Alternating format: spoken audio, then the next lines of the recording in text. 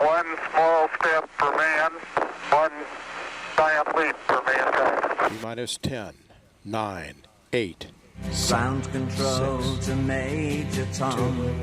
1. Engine ignition, lift off.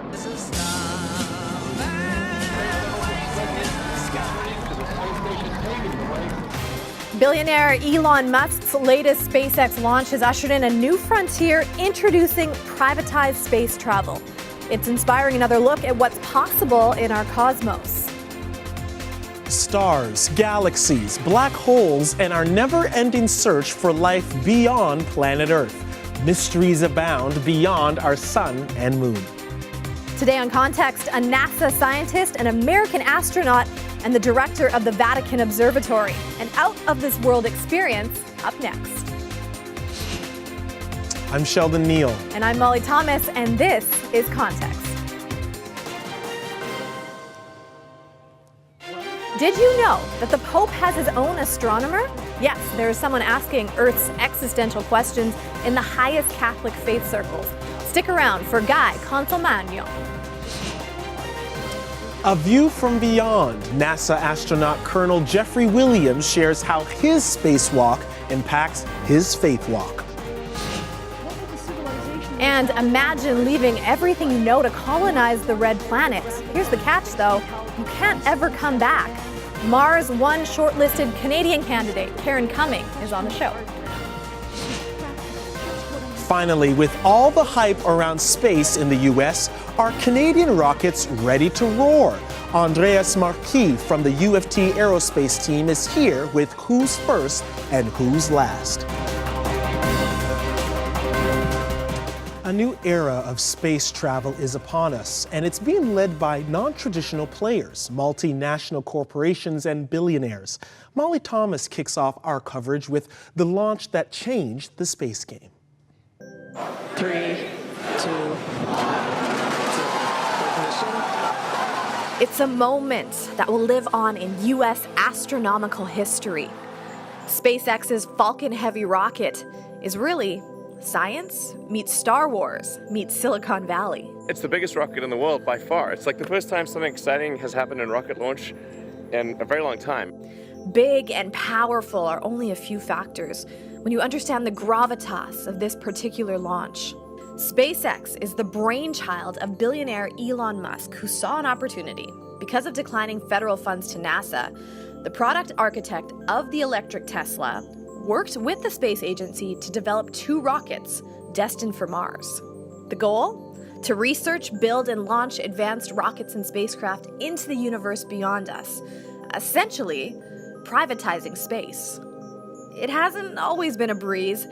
There have been lots, and I mean lots, of flops and failures. But on Tuesday, February 6th, Falcon Heavy lived up to the world's wildest expectations. It's about believing in the future and thinking that the future will be better than the past.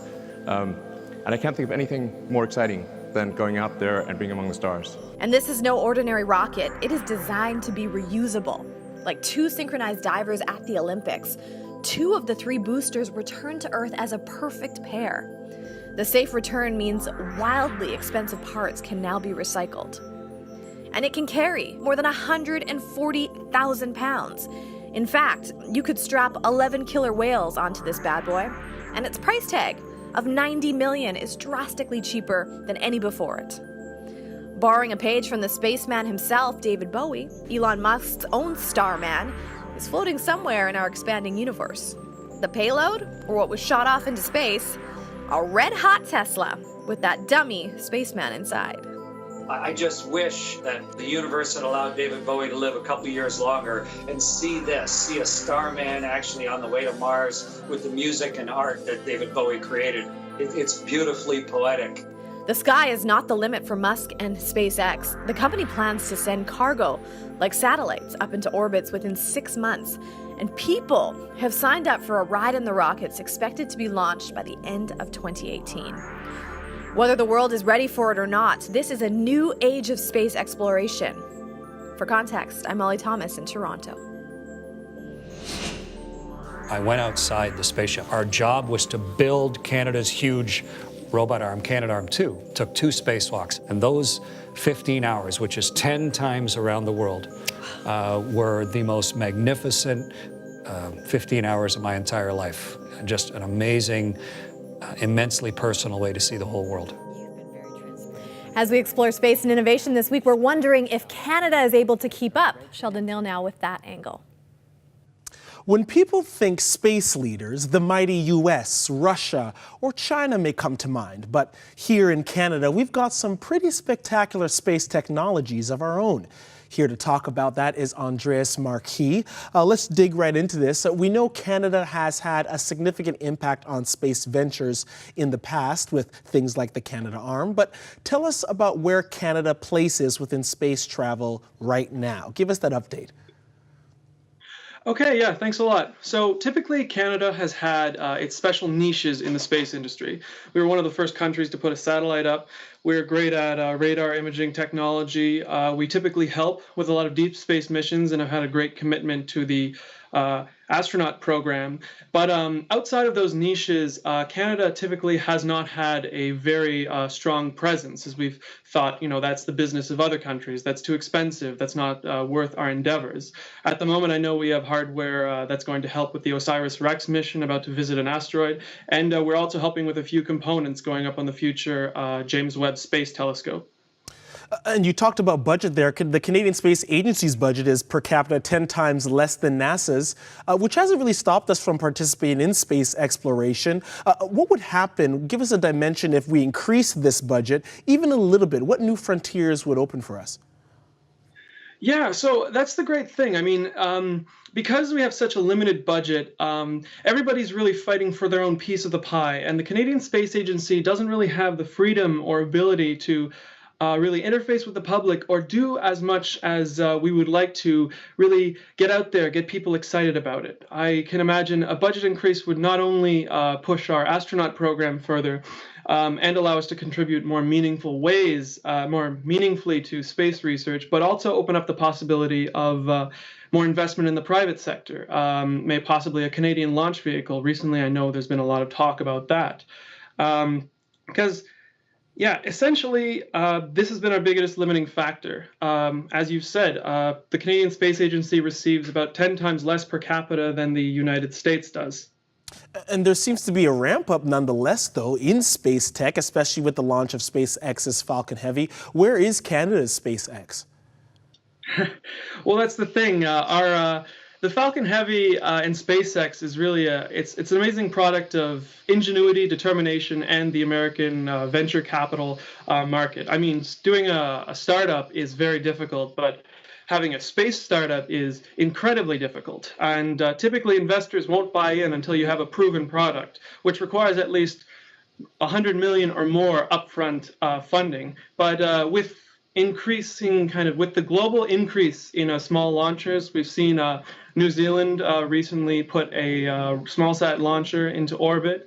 It seems like this might be the perfect time for entrepreneurs to get involved and push these ideas as a way that Canada would be able to contribute to the burgeoning space economy. You've got, yeah. And very briefly, I want to get this in. Let's dream a little bit, you and I together. Where do you hope to see Canada's involvement in space tech 10 or 20 years from now?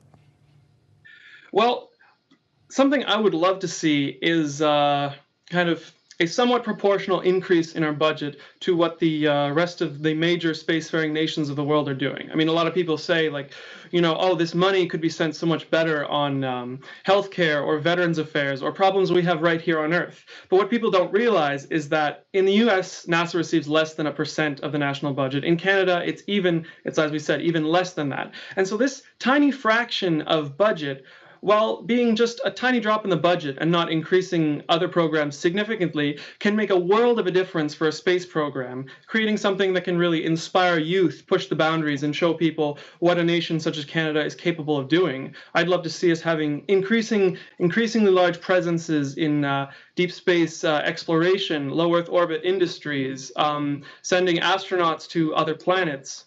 Wow. Well, you know what, Andreas, thank you so much. I know you and I can probably talk about this for days to come. Thank you so much for your time.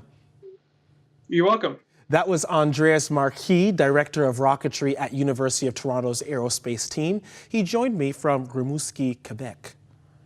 The least of their worries, question the hardware. After the break, a one-way ticket to the Red Planet? Would you do it? We have a shortlisted candidate in studio next. Astronaut Colonel Jeffrey Williams shares his story of faith after spending 524 days, you read that and heard that right, in space. His greatest joys and challenges, that's just ahead. Almost all of the world's faiths have been represented on board the space stations. To have 16 sunrises a day, to see the entire world in 92 minutes, your belief system, whatever it was, it is reinforced and deepened by seeing the world that way. By seeing not just your dreams. Coming soon to Context. When it comes to marijuana, Canada's youth are considered the highest users in the developed world. Let's Talk Marijuana is a youth forum that will gather in Victoria, British Columbia to talk all things pot.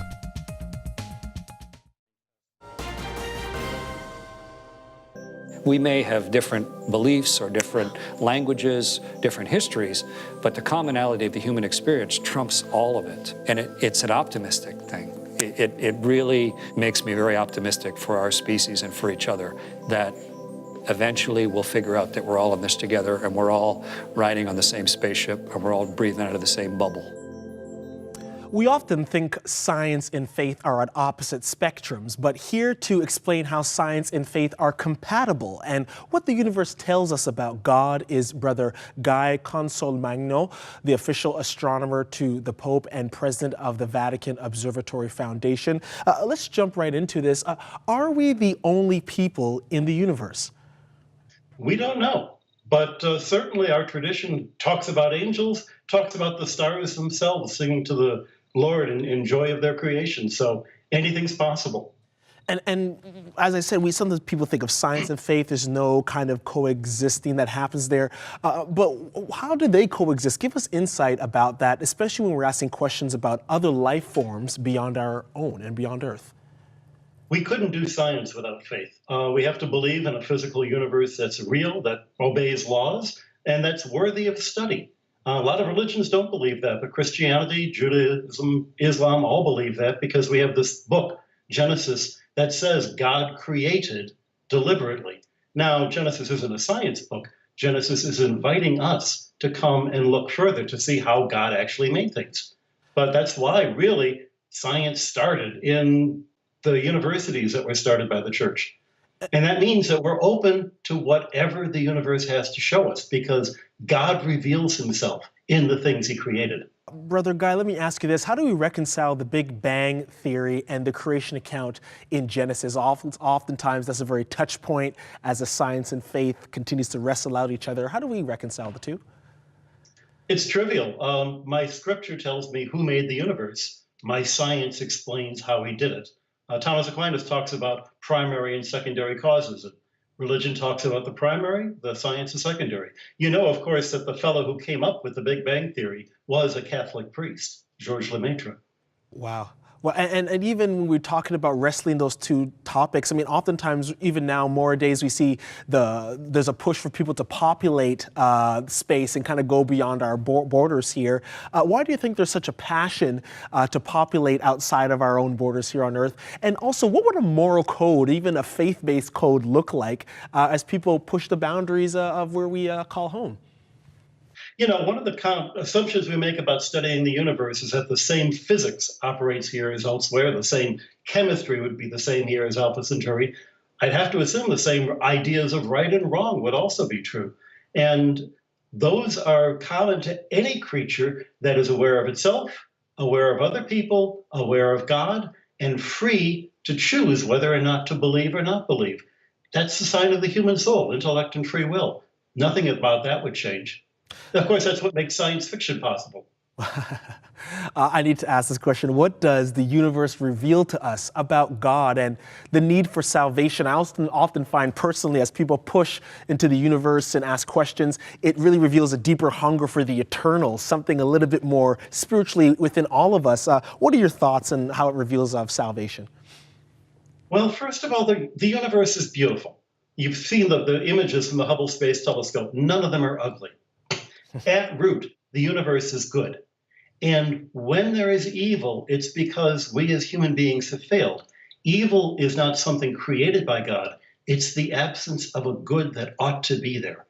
And that means that we can find God in the created universe and also see an example of how things ought to be, recognizing that we are not going to create perfection ourselves. It's only by submitting ourselves to the Creator and being open to let God fill the gaps that are missing inside of us. And finally, Brother Guy, question to you. What are your thoughts on the SpaceX journey? You know, it's great that we have rockets that can get us off of the Earth, because that allows us to look back at the Earth and see how delicate and how important Earth is. It's only when we can get away that we can look back and appreciate who we are. It's an exciting time. Thank you so much, Brother Guy Consolmagno. Thank you for joining me. It's a delight. That was Brother Guy Consolmagno, director of the Vatican Observatory. He joined me from Tucson, Arizona. Check out our website, Space, The Final Frontier, with our resident blogger, John Stackhouse, who asks some tough theological questions about the privatized race into space. And Molly Thomas speaks with NASA scientist Jennifer Wiseman.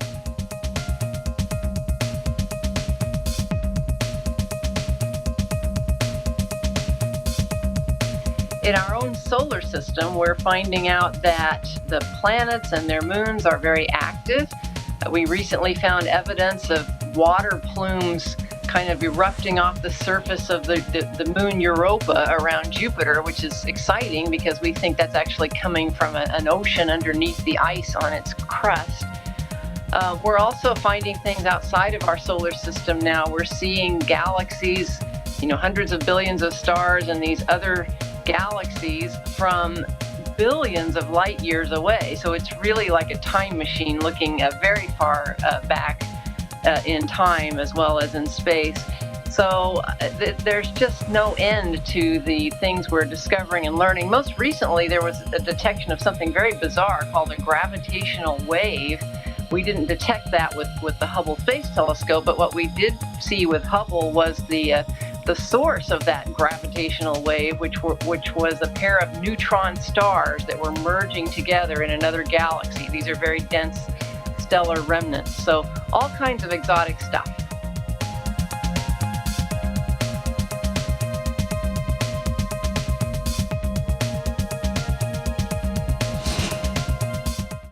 Coming soon to Context. When it comes to marijuana, Canada's youth are considered the highest users in the developed world. Let's Talk Marijuana is a youth forum that will gather in Victoria, British Columbia to talk all things pot.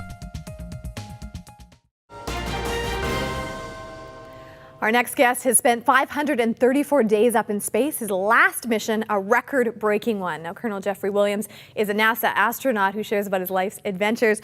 Colonel, I've been reading about you. I know that you've held every title from a flight engineer, a spacewalker, to a commander. Where did this fascination with exploring the outer world come from? Oh boy, that's a big question, I guess. I mean, I can go all the way back to childhood and think about an inspiration that came from my 6th grade science teacher. Think about my father, who was also a teacher, who inspired me. Then going to the military academy at West Point, getting exposed to Army aviation and being inspired to do that, and then reading about the early test pilots and astronauts, and then getting an opportunity to apply to NASA and realizing that an Army aviator could also be competitive for the program, and all of that kind of is a short version of a long story throughout my early lifetime leading up to this opportunity. Yeah, you've had such a storied career. I want to ask, Canadians have just been ignited by wonder when it comes, to space because of, Chris Hadfield. He's been a big part of that. We watched him playing videos in space, floating around, somersaulting in the thin air. But of course, that's just a limited view of what you experience up there. What for you was the greatest challenge of being up in space? Well, I mean, there are several challenges. One of the obvious ones, I think, is separation from family. My wife has endured this record time that you referenced earlier throughout these years, and it's not just the flights. It's gone training. About half the training time was spent in Russia. and then other places as well, Germany and Japan. So that's a huge challenge. Of course, it comes with the rewards of being privileged to be part of this amazing project that we call the International Space Station. Let's talk about that training a little bit, that NASA training. Has that filtered back into your earthly life in terms of, benefiting your life here on Earth? Well, I think all the experiences that we all get in life help enhance us and prepare us for the future and the day-to-day activities that come. And that's certainly true with my experience in preparing for the space station and flights and the flights themselves.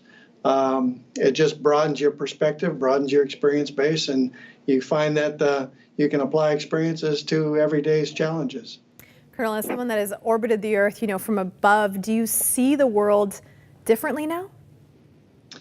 Well, you certainly get an opportunity to study the world, and you see things from a world perspective. I have spent a lot of time thinking through that and the implications of that, especially given my faith, my Christian faith, and understanding things from a biblical perspective, and to circle the globe every 90 minutes and having that opportunity to study it from that vantage point certainly gives you a broader perspective. You wrote a book, The Work of His Hands, and you talk about your faith in that, and you have Bible verses attached to these different pictures of the world that you see. I mean, what was the greatest takeaway for you in terms of, experiencing God from that vantage point? Well, I often get the question, did it change my faith to go there? And the short answer is no.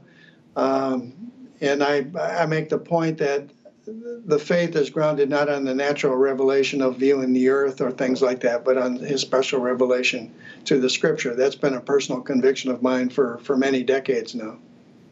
I want to ask a little bit about SpaceX. Of course, that's what's making headlines while we're talking about this show. It's no longer just nation states that are in the middle of this space race. Are there any ethical or moral questions we should be asking, not just as an astronaut, but as a person of faith as we enter into this new frontier? Well, I don't know. That's a broad question too, and I'm not sure what you have implied in that question. But certainly you can see it from different worldview vantage points, no pun intended, as we go into this. But I see this as the human civilization, and I see it as the ability that God has gifted mankind with abilities to contemplate what's around us and to explore and discover and exploit the resources that are before us. And I see going to space just an extension of other exploration and discovery that is recorded throughout our human history.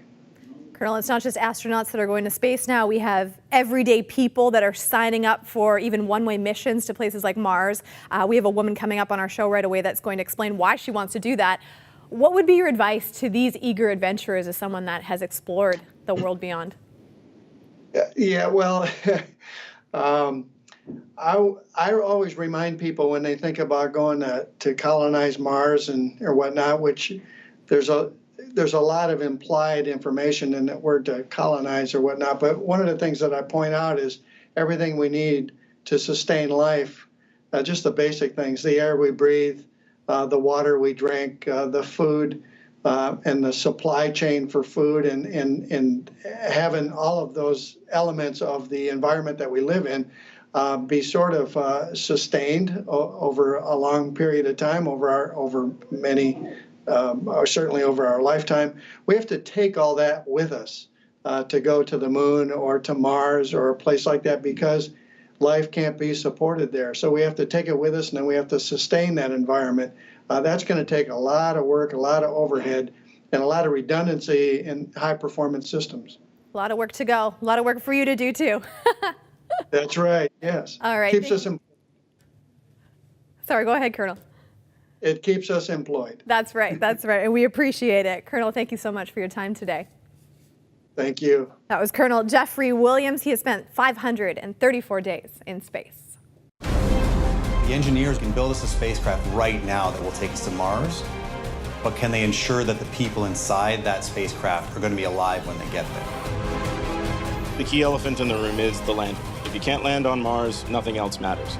If you're doing the one-way mission, your responsibility is to be able to sustain a colony for decades. So I think Mars One's a real long shot. With private players in the space game, it's not just astronauts suiting up for space travel. Everyday people like you and I vying to soar into the unknown. That's right. The Mars One mission is one of them, trying to establish a permanent human settlement on Mars. But that means they need people willing to go and never come back. That's right. Journalist and educator Karen Cumming is up for that challenge. She's on the short list. Top short list, 100 people, down from 200,000. Karen, everyone at home wondering why? Well, my question is, do you guys want to come with me? That's what I do. Maybe not, but why? Really? You know? 3 reasons. First of all, as a journalist, I've been a journalist for a lot of years. To me, it seemed like the assignment of a lifetime to be given the opportunity to actually fly into space, and once you get to your destination, in this case Mars, to be able to document it for everybody else who's left behind here on Earth on a day-to-day basis. I think is one of the greatest opportunities I could ever imagine. As an educator, as a teacher, oh my gosh, what a fantastic opportunity to go into space, live there, teach people about space from space. I just couldn't imagine anything more exciting.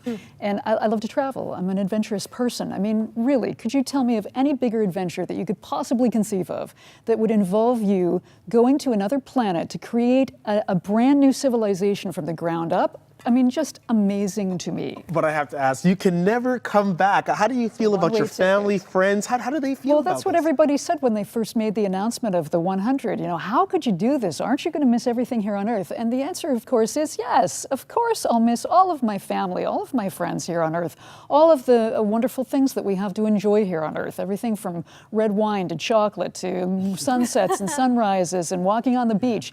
I mean, Earth is an amazing planet, but the opportunity to be part of a group of people who, you know, much like the pioneers did a couple of 100 years ago, coming over from Europe and getting on board a ship, not knowing what lay ahead, but knowing that something inside them was compelling them to do this thing. I relate to those people very much on that level. So then, Karen, if you are the Christopher Columbus types of our time, I mean, like, you're going to have to procreate. You're going to have to create civilization. Yes. I mean, how are you actually feeling about that? It's not going to be us doing that, is what I have to tell you. First of all, the Mars One plan is that they're going to narrow us down from 100 candidates to 24. Every 2 years, they will send 4 of us into space until all 24 are there. Part of our job is going to be able to build the infrastructure, to build the habitat that everyone is going to live in eventually. And once that is done, the invitation is going to go out to young people like yourselves here on Earth to ask you if you would consider to come up to Mars and have families. Sheldon? And there's 6 Canadians left, I believe, and it's quite a varied group. A helicopter pilot, I believe, a high school teacher. What makes you unique, you think? Well, what I loved about this whole thing from day one was that all they wanted you to do was to be yourself. And if who you are was someone that they could see fitting into the bigger puzzle, then they wanted to talk to you. So who am I? I'm a journalist. I'm a curious individual. I'm a teacher. I'm someone who loves to push the limits and to go places that nobody else has been before and to tell everybody else about it. So as far as I'm concerned, that's who I am. If they believe that who I am is a piece of the puzzle that they're trying to assemble, I'm in.